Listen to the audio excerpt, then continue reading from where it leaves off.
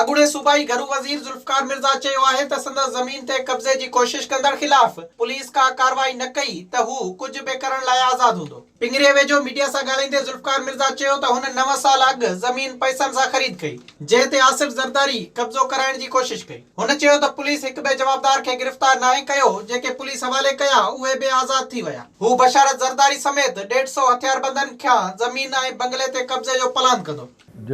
नथो थिए कुझु बि, असां रेड हैंडेड 150 माण्हू उन्हनि खे ॿधी ॾिना आहिनि ऐं FIR में नालो आहे हिकिड़े जो, ॿियनि जी जेका सुञाणप परेड कराइनि इहो कनि, जंहिं नथा कनि त पोइ मुंहिंजा हथ आज़ादु आहिनि। जॾहिं कानून मुंहिंजी मदद नथी करे त आउं पोइ फ्री आहियां पंहिंजी मदद पाण करण लाइ। ज़ुल्फ़कार मिर्ज़ा चयो त फातिमा भुट्टो सां ज़ुल्म थियो, संदसि सिंध जी सियासत में अचण सां ग़रीब आवाम में उम्मीद पैदा थींदी। हू साणसि मुकमल सहकार कंदो। त उन लाइ आउं फुली सपोर्ट कयां थो। फातिमा मज़लूम आहे, सॼी दुनिया ॾिठो त पंहिंजे घर जे गेट ते हुनजे पीउ मारियो वियो, त इन खां वधीक कंहिंसां कहिड़ो ज़ुल्म थी सघे थो।